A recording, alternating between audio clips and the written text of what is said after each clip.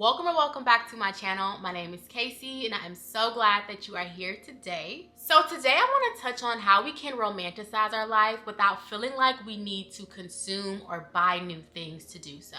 I see so many videos on social media, YouTube especially, about how people are romanticizing their lives. And that involves buying a coffee every day or going out and buying all of these self-care items to partake in a self-care day, or going shopping, or buying all of these fall or whatever decor pieces around your house to romanticize your living area or whatever it is.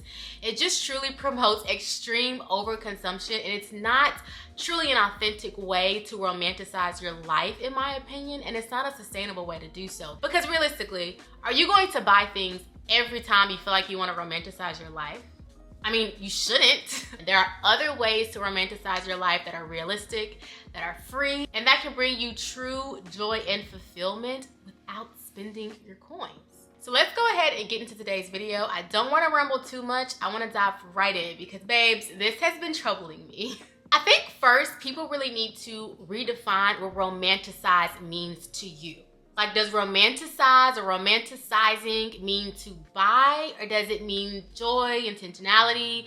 Does it mean creating? Like, what does it mean to you? I make it a point to romanticize my mornings now. I'm a mom, I am a dog mom, I am a wife, I'm all the things that I feel like take so much out of me that in the morning when I have time to myself, I romanticize it by letting the sun hit my face outside on my porch, by fixing me a matcha, literally by walking my dogs and not being on my phone. Like, things that actually bring me serenity, I feel like joy, peace, like things that actually make me prepared for the day, more relaxed, more calm, just rejuvenated.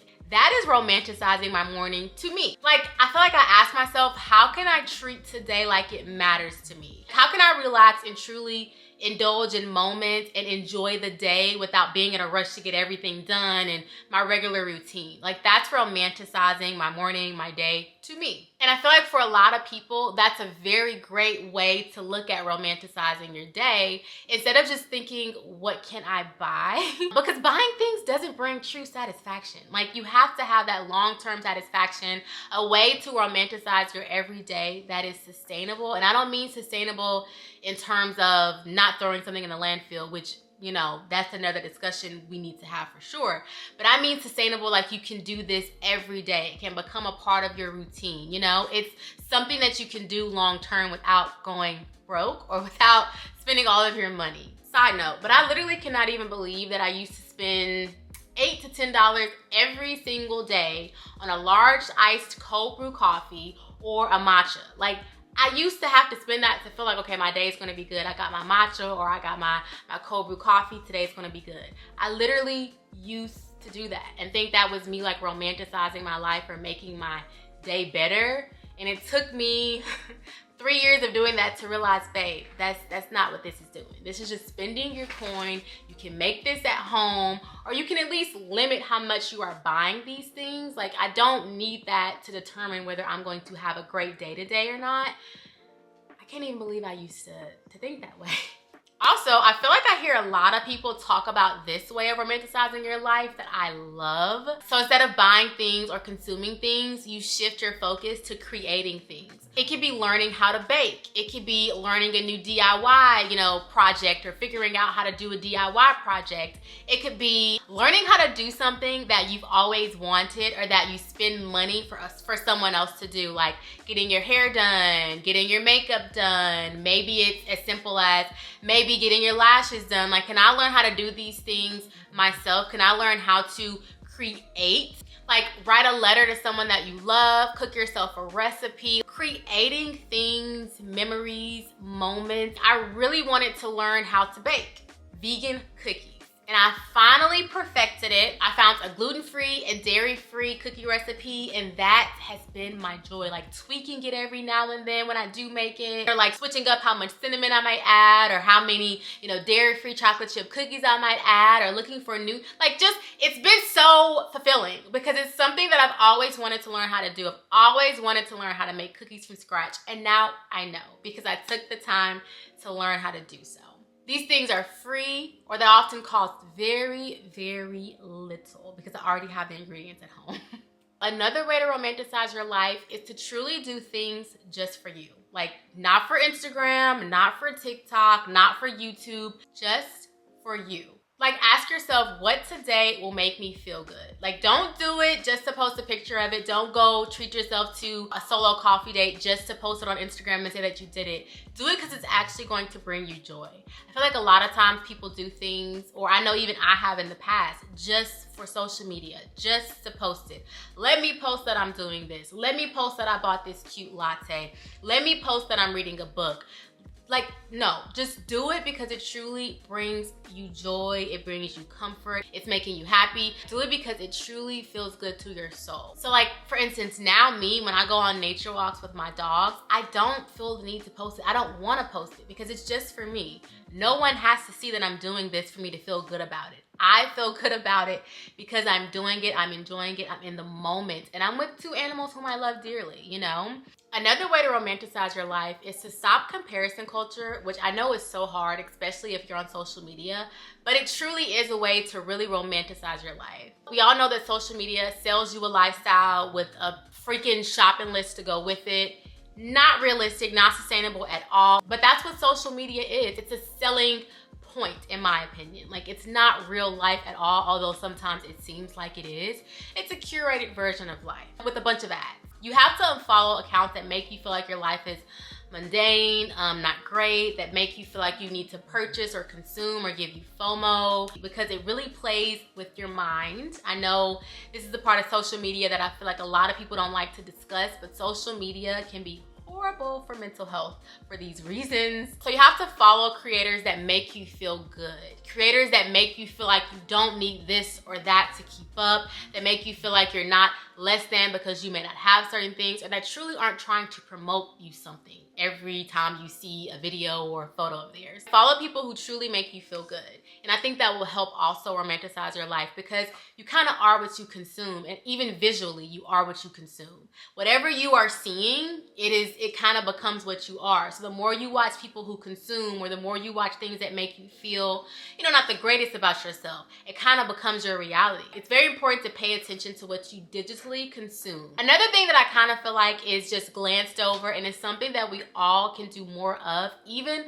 myself. I'm practicing this, and it's truly a practice, is gratitude.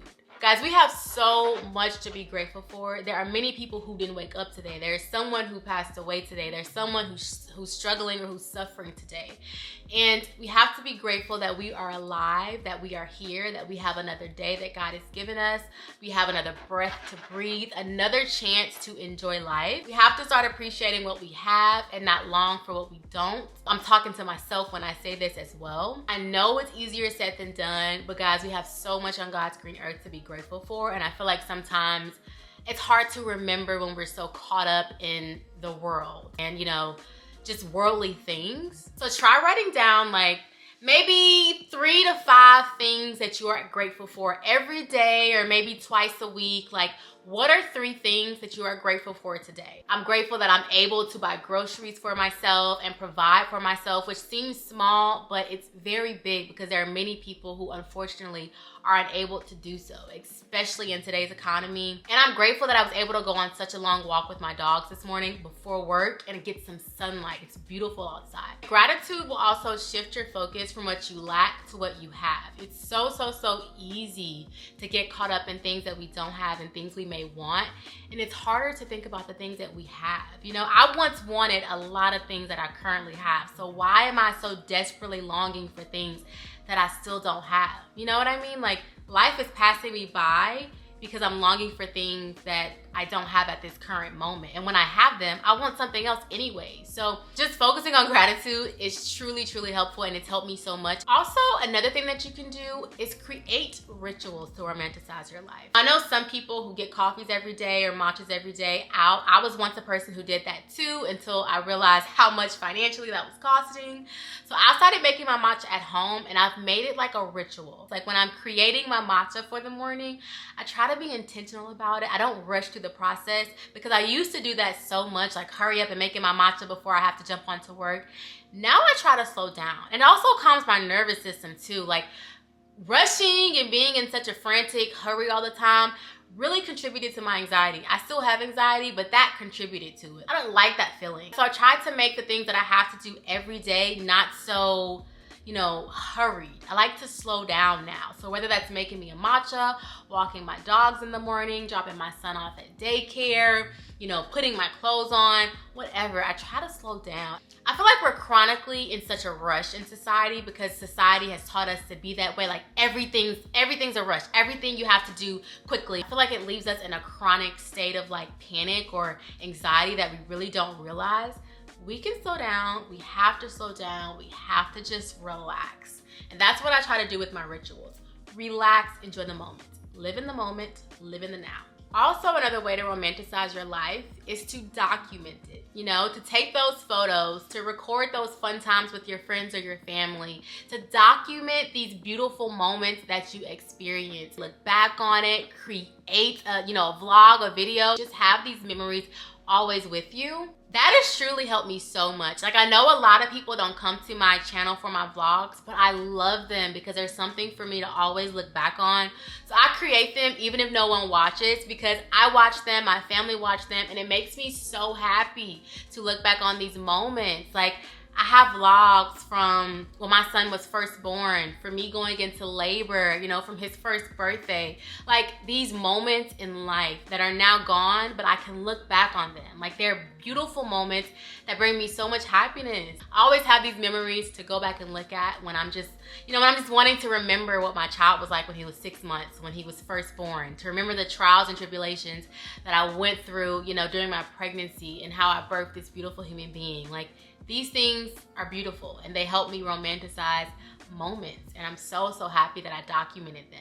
Even if you're not into YouTube, just have like a life lately folder or document small videos here and there of great moments or moments that you want to remember just for you to look back on. Or it can even be like a private channel that you have and you just upload photos for yourself or videos for yourself to look back on or share with your family or your friends.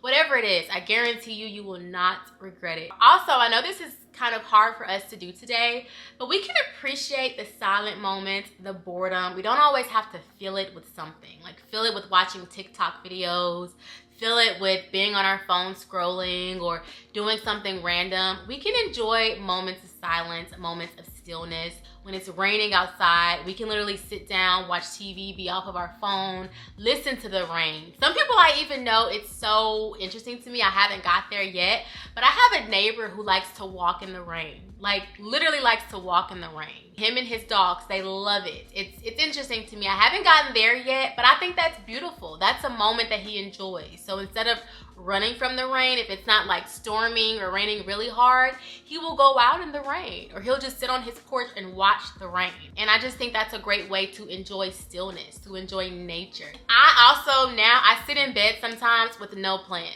I'm not waiting for some big moment to happen to make me not be bored.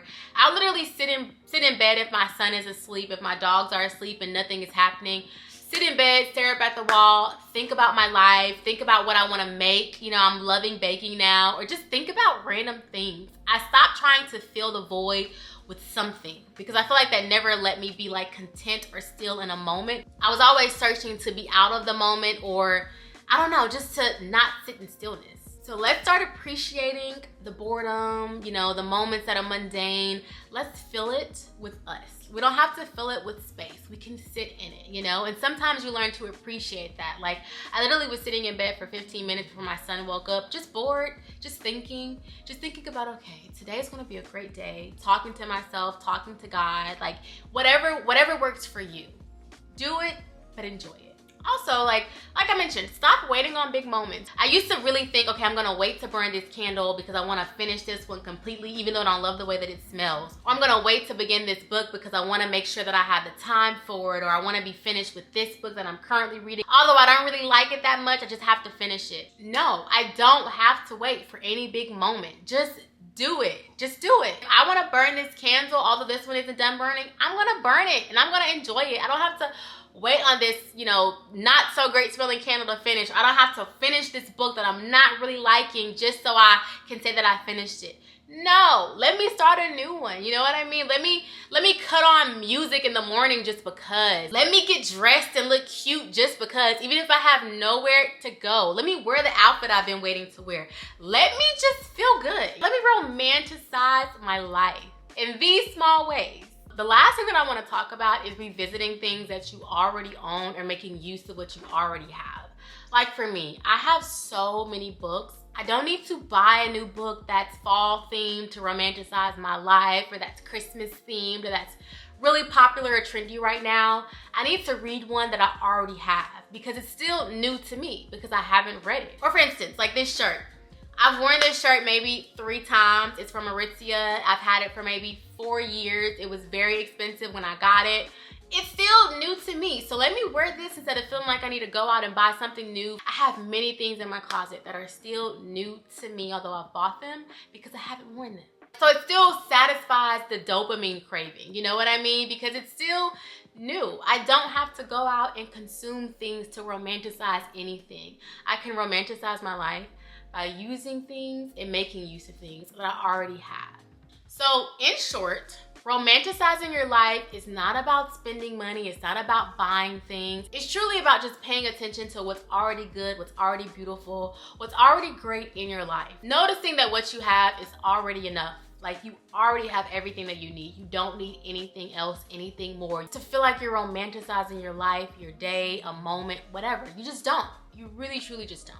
We need to romanticize our lives in practical, realistic, and sustainable ways. And I'm not just saying sustainable in terms of buying things, but I'm saying sustainable in what you can continue to do for yourself long term. Forever, how you can romanticize your life in a way that is forever and not just for a moment. So thank you guys so much for watching today's video. And please let me know down in the comments how you romanticize your life, how you make the mundane, interesting or beautiful to you. I'm very interested to know. Thank you guys so much for watching, and I'll see you guys in my next video. Bye, friends.